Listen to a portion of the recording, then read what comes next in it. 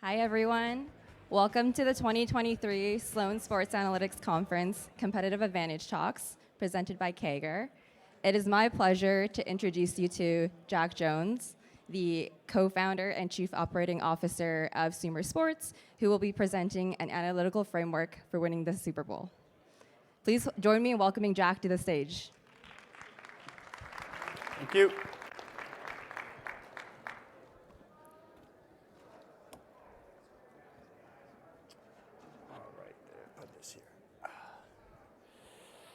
Good morning, ladies and gentlemen. Can you imagine all the fuss that's made over this object in my right hand? 4 pieces of leather stitched together into a spherical form that we call a football.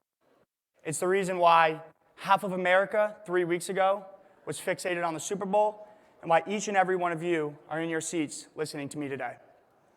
Gladiatorial sport has always been a part of human history, from the ancient times in the Roman Colosseum to jousting matches between medieval knights, to its modern manifestation, professional football.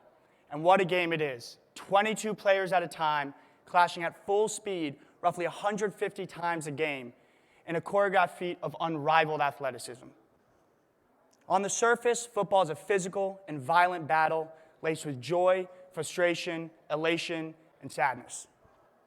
But beneath that, there's another clash, often invisible, that is equally as important in determining who hoists the Lombardi Trophy.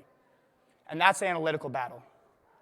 Today, I want to introduce to you a framework that conceptualizes football analytically and explain how we at SumerSports operate within this framework to help clubs solve some of their greatest intellectual challenges.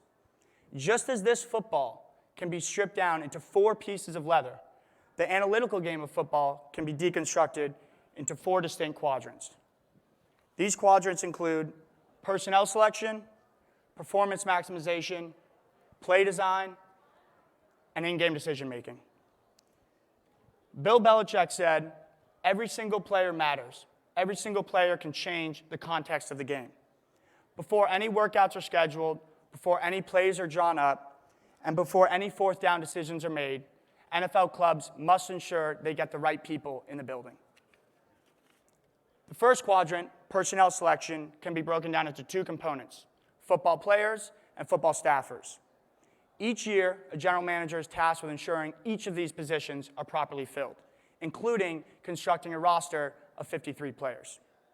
Now, roster building might not seem so challenging on the surface, with thousands of free agents and hundreds of draft prospects available each year. But when you take into account the other 31 teams, the injuries, the players' contracts and salary cap, and the varying player skill, this problem becomes increasingly more complex and challenging.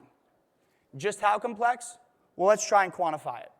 Let's assume a GM has to fill 18 spots in a given season because the other 35 spots are filled by under-contract players. Let's assume that 11 out of these 18 players will be filled in free agency, with the remaining 7 to be filled out in this year's draft. Our hypothetical GM has a targeted selection pool that is 100 and 150 for free agents and draft prospects, respectively.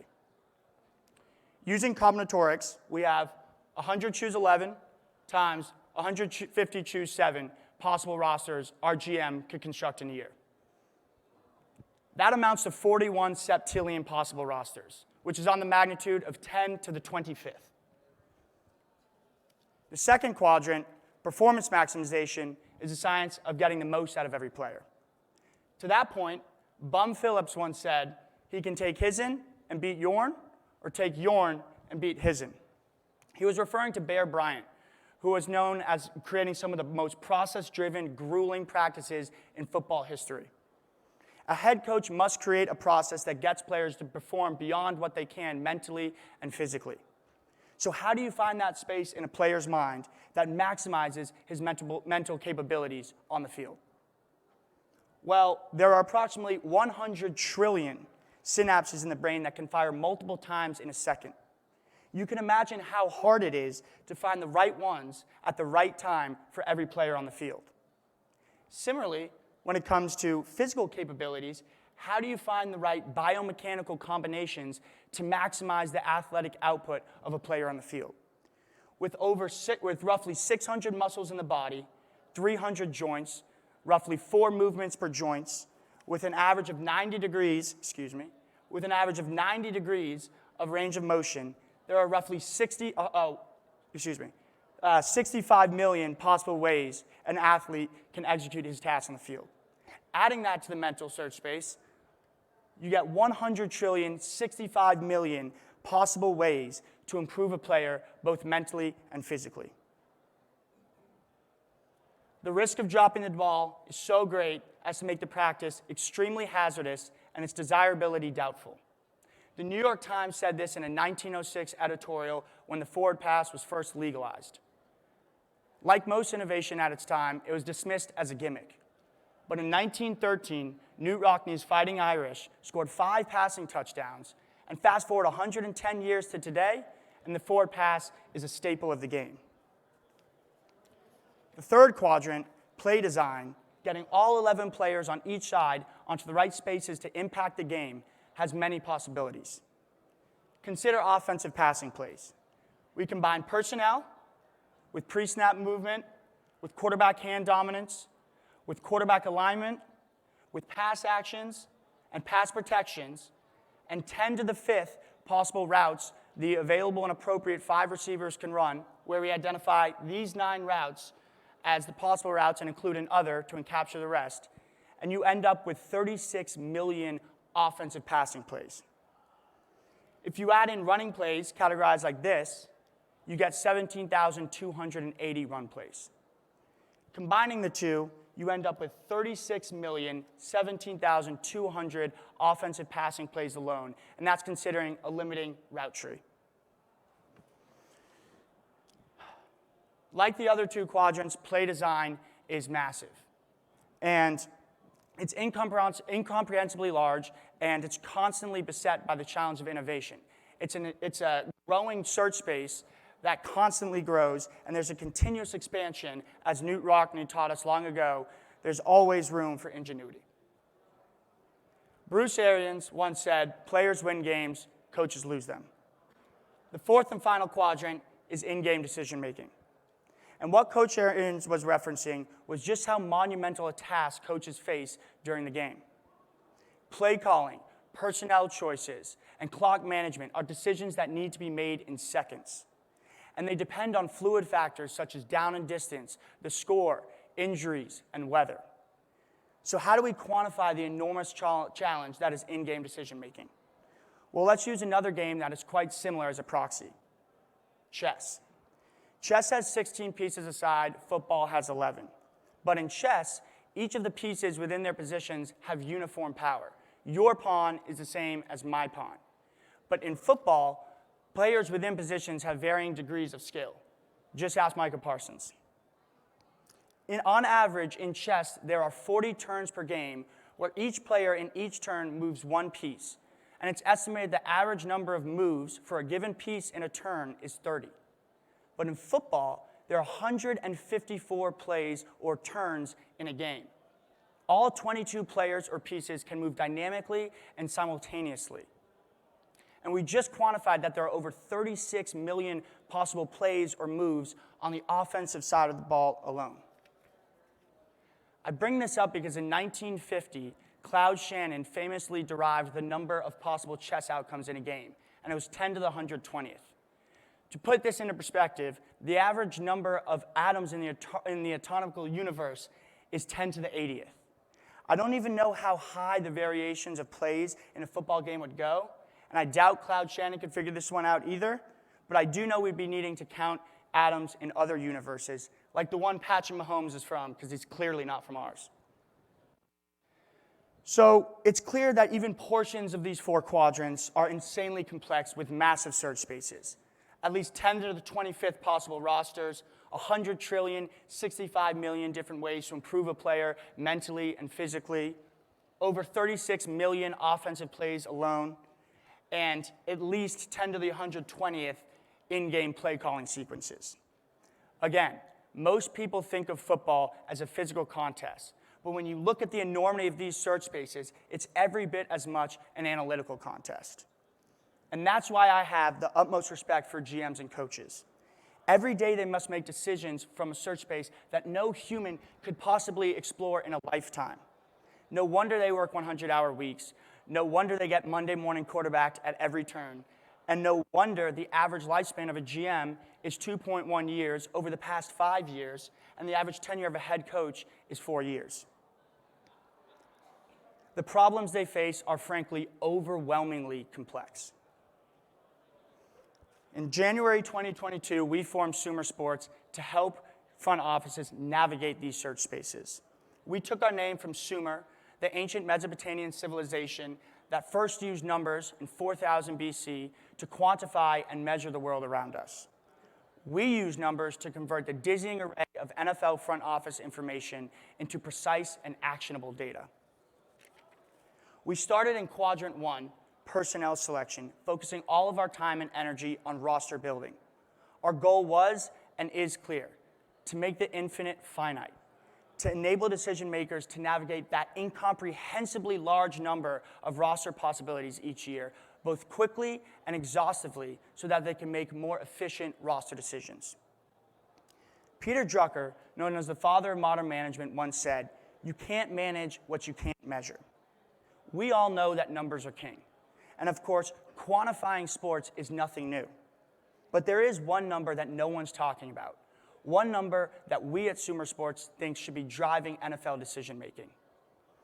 And no club or third party, to our knowledge, is making a serious effort to calculate this number. We call it roster value, a measure of the overall strength of a roster. Think about it. A GM's goal is not to sign the best wide receiver. His or her goal is to build the best possible roster. And yet we have so many metrics built to evaluate wide receivers, but no metrics built to evaluate a single roster. And maybe it's not surprising because we know the identities of all the wide receivers. A.J. Brown will still be A.J. Brown next year, even if his skill diminishes somewhat. However, we can assemble new rosters that no one has ever seen before, hypothetical rosters about which we don't have any historical data. It is less natural to build a metric for measuring something that doesn't exist yet, but it is critical to do so.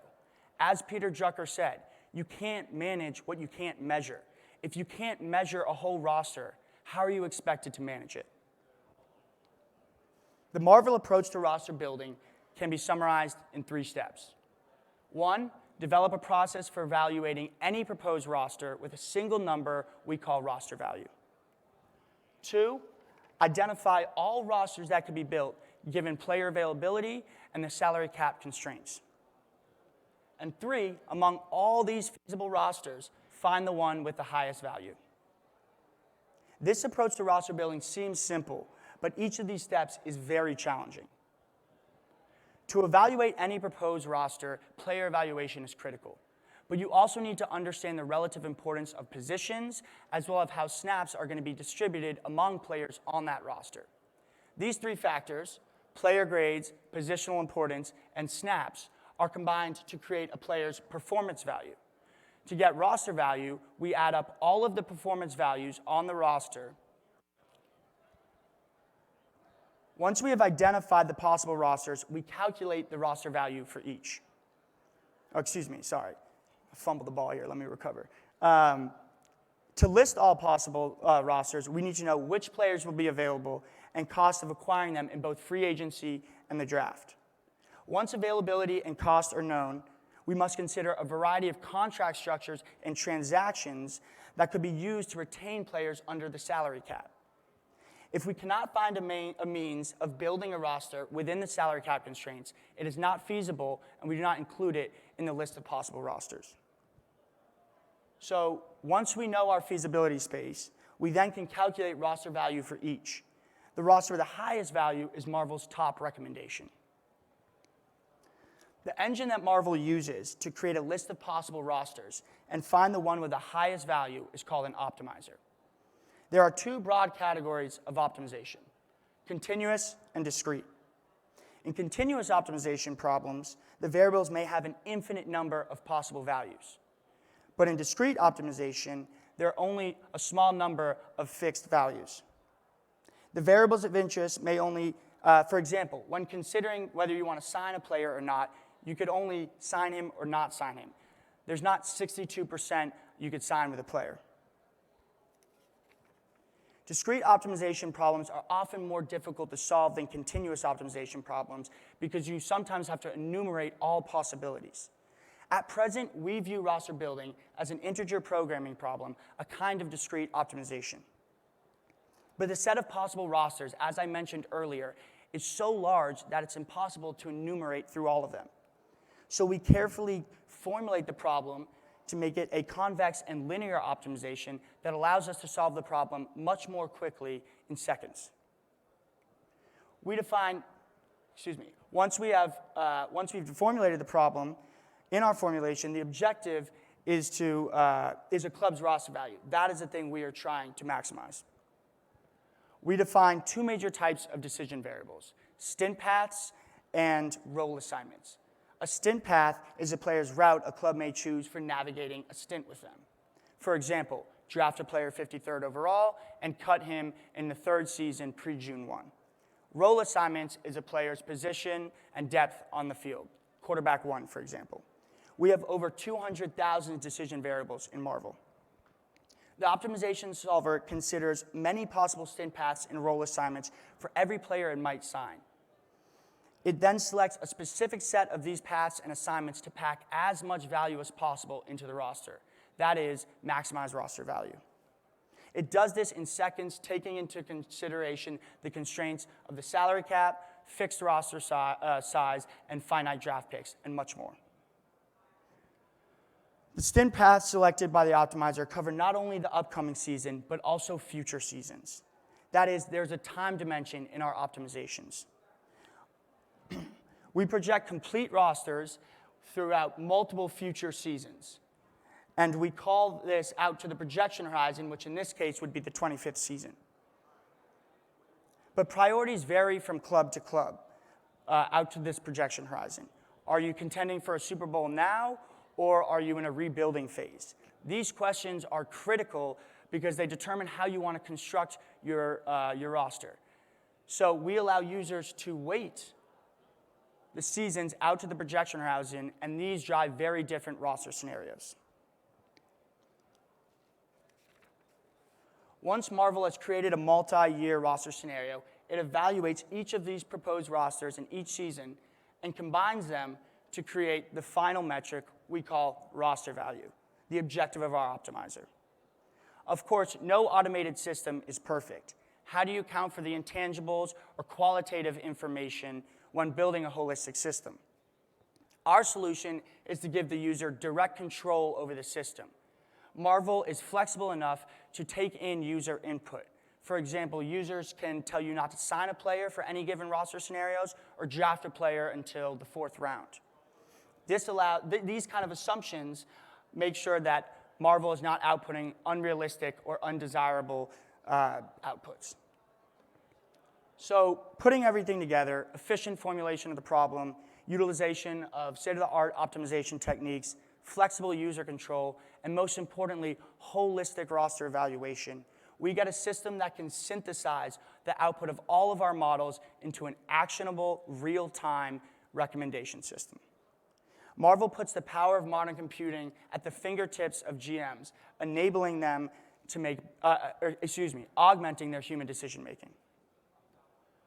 We are just scratching the surface on what is a colossal endeavor, and roster optimization is just one half of one quadrant of what is seemingly an infinitely complex game. Today, I introduced Sumer's 4-quadrant analytical framework for football to make the analytical challenge more comprehensible to those of you who are determined to gain a competitive advantage. And here's the good news. Each of these quadrants, all the demand in these quadrants, all of those zeros, spell job security for you in the NFL if you want it. Seriously, the task in each of these quadrants is to make the infinite finite, to transform internal buffets into useful bites. Your expertise, your knowledge can help the decision makers make better decisions. Each of you needs to ask, in which of these quadrants can I add the most value? Where can I help make the infinite finite? And when you answer that question, you'll be poised to bring incalculable value to the club of your choice. And maybe, just maybe, get your fingerprints on the Lombardi Trophy. Thank you.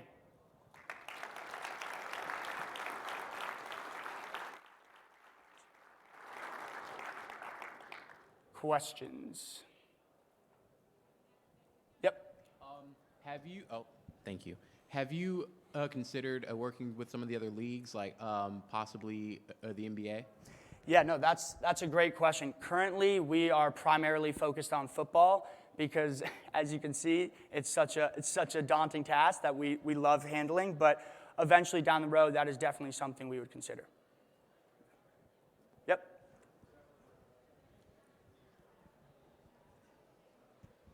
I'm curious about the teams that you work with. Are there some teams that are more data driven or some that are more resistant? Do you deal with all the NFL teams? Yeah, it's a great question. So currently, we're actually piloting with 2 clubs in a developmental beta that's going to be coming out actually during the draft. But it is very interesting because there's a wide variety of interest among NFL teams because some are more analytically inclined than others. But what's really interesting is the way we've constructed this system is we really want to use club IP and be able to take in their information and then make optimal decisions around that. So that's definitely been a major tenet of us, right? Where we want to be able to optimize your information, not tell you what you should be optimizing. Yep.